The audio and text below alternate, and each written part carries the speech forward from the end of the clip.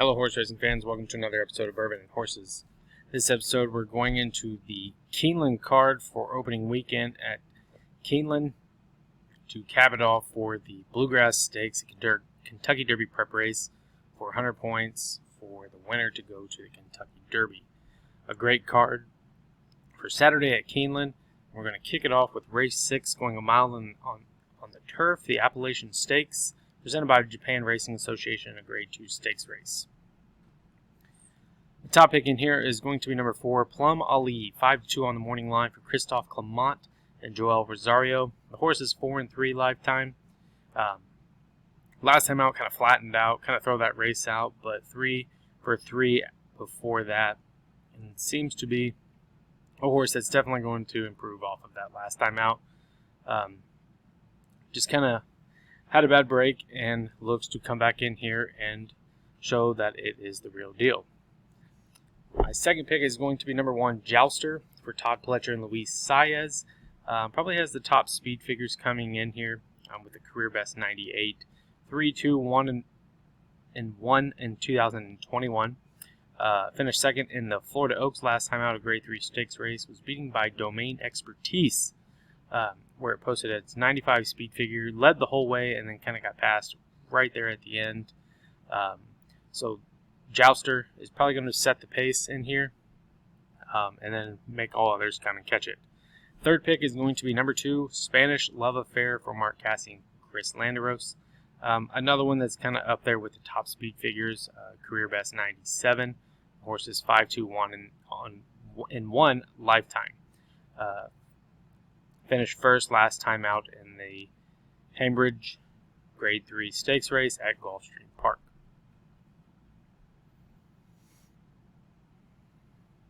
Majority of those horses were under 10-1. I'm not taking a long shot in there.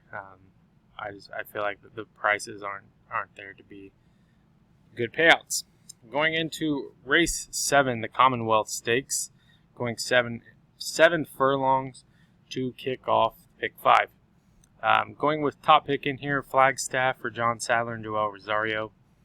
The horse is 17-5 lifetime, 2-0 so far in 2021. Posted a 107 speed figure last time out in the Hot Springs at Oaklawn. Finished third there, was beaten by CZ Rocket and Whitmore. So it seems to be the class of the class coming in. Could be easily a single here. Definitely going to be a heavy favorite, but I believe the horse to its outside, number 2, Hidden Scroll, could have something to say about that for Brad Cox and Florent Giroux. Won last time out, an $85,000 allowance, posting a 101 speed figure. So just sits just a little bit lower than Flagstaff on the speed figures. Kind of getting back to those stakes races that the horse has raced in the past. So we'll see if Hidden Scroll is in form coming into this race and has anything for Flagstaff.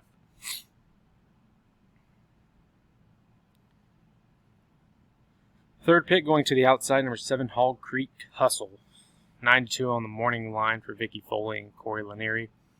Won last time out, an $80,000 allowance. Posted a 99 speed figure.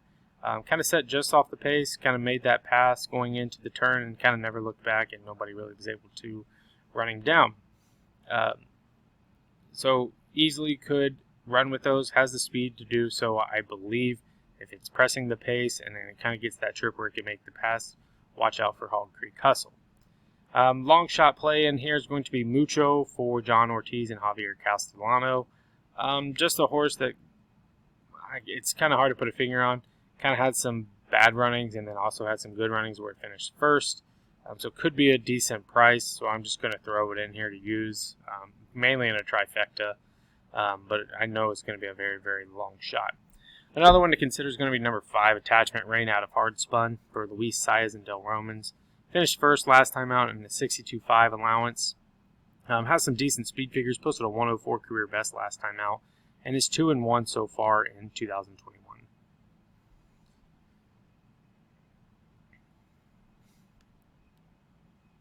Going on, we got race 8, the Shakertown Stakes. For 3-year-olds and up, going 5.5 furlongs on the turf. Top pick in here is going to be Imprimis for Joseph Orseno and Paco Lopez. Finished second last time out, was beat by Present Company the critical way. And I just think that possibly the rail didn't help it out here, or the rail was there and it didn't use the rail like it should have.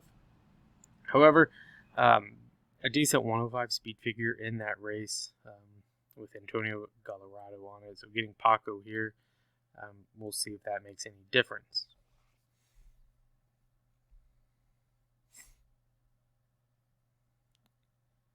Second pick is going to be towards the outside.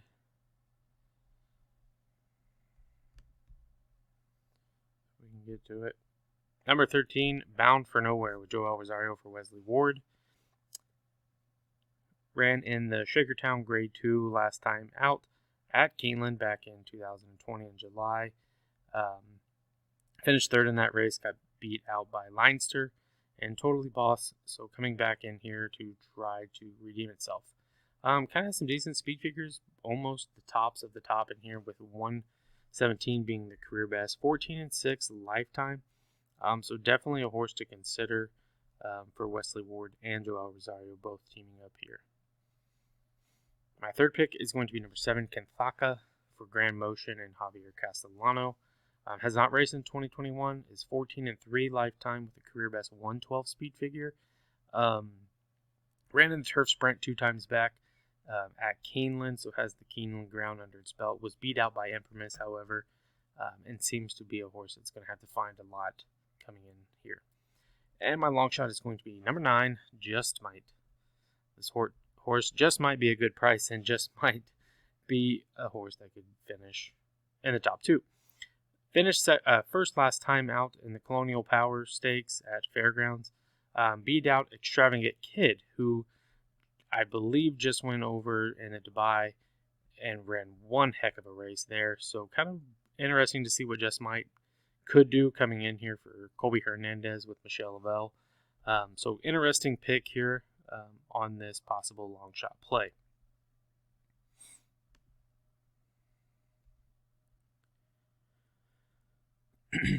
We have race 9 going a mile and 16th, the Central Bank Ashland Stakes, a Grade 1 stakes race for fillies that are 3 years old. And my top pick in here is going to be Simply Ravishing. 5-2 on the morning line for Kenneth McPeak and Luis Saez. Last time out in the Goldenrod Grade 2 at Churchill Downs back in November, was beat out by Travel Column, who just won last week, possibly sealing itself as the favorite for the Kentucky Oaks. So we'll see what happens in here with Simply Ravishing if she decides to point towards the Oaks after what she does here. So 5-3, lifetime career best 102 speed figure. Could be the horse to beat in here just off the speed alone, but it's going to have to do a pretty good job in beating number 5, Malathat, for Todd Pletcher and Joel Rosario. Horse is unbeaten in 3 tries.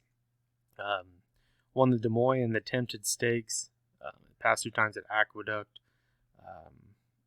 Has a 92 and a 90 speed figure, so a little bit lower speed figures compared to Simply Ravishing's 102. But seems to be a horse that is in form and staying in good form. So definitely one to use and one that Simply Ravishing will have to beat. And then just another one I'm throwing in is going to be number 6, Will's Secret for Dallas Stewart and John Court. Has won the last 3 races that the horse has run in, the Grade 3 Honeybee and the Marshall Washington Stakes. Posted a career best 94 speed figure the last time out, so possibly going in the right direction here. 2 for 2 so far in 2021. But I'm sticking with either the 5 or Simply Ravishing as my top 2 picks. Race 10, we're going 7 furlongs for fillies and mares, 4-year-olds and up. The Madison Stakes, a Grade 1 stakes race on the dirt. And my top pick is going to be number 4, Bell's the One. Finished third in the Breeders' Cup Filly and Mare Sprint. Was beat out by Gamine and Serengeti Empress. So 2 great horses that the horse was beat out by in the last time out. So definitely has the class, has the speed, career best 102. And shouldn't have any issues in here. Hopefully Corey Lanieri can get this horse set up nicely and kind of close like the horse would prefer to do. Second pick is going to be number 5, Kamari, with Joel Rosario and Wesley Ward. Finished first last time out in the Spring Fever at Oaklawn, posting a 1:15 speed figure. And I believe that was off the turf that day for Kamari. So coming back here, staying on the dirt rather than the turf, which the horse has been on the turf, maybe prefers the dirt. And that's why Wesley's sticking this horse back in. So definitely one that's got the speed, has a pretty good jockey, definitely a great trainer. So this horse could easily be post-time favorite come time the gates open. Third pick is going to be number 6, Sconzen, for Greg Foley and James Graham. Coming up and down so far, kind of has hit every spot on the board. 9-3 lifetime, has yet to race in 2021. Just has some good speed figures the past few times out, so that's kind of why I'm throwing it in here as my third pick.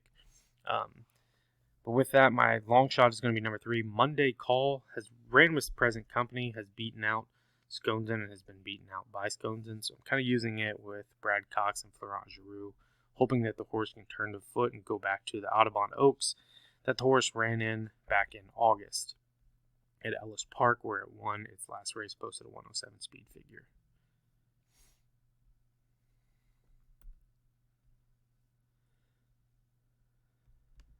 Moving on to race 11, the highlight of the card, and possibly the highlight of the Kentucky Derby prep races for Saturday.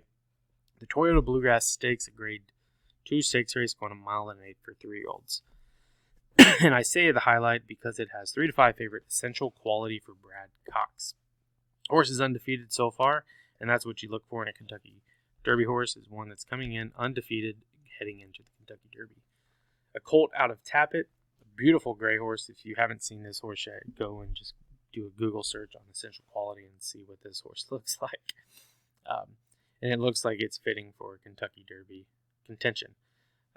Last time out, won the Southwest Stakes, posting a career best 105 speed figures, so seems to be getting better for Go Dolphin.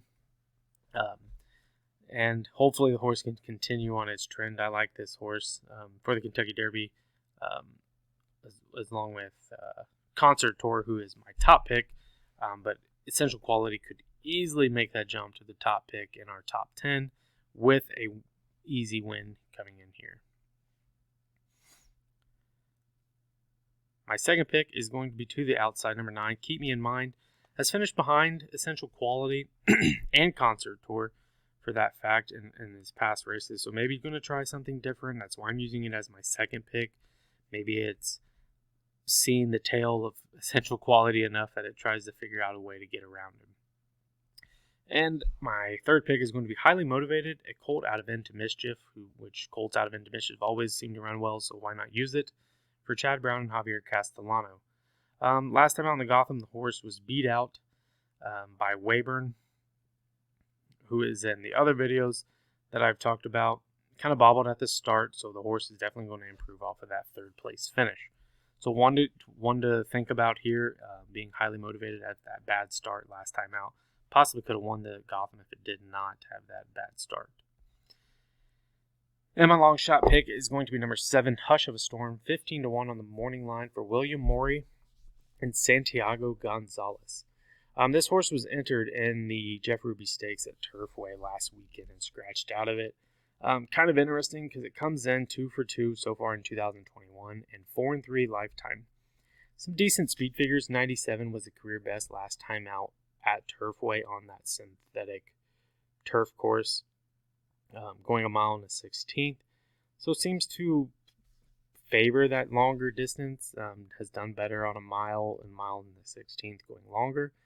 So should be no issues coming in. And I was kind of shocked when it did scratch out of the Jeff Ruby Stakes. So that's why I'm using it here. Maybe William Morey and the connections think that this is a better suited race.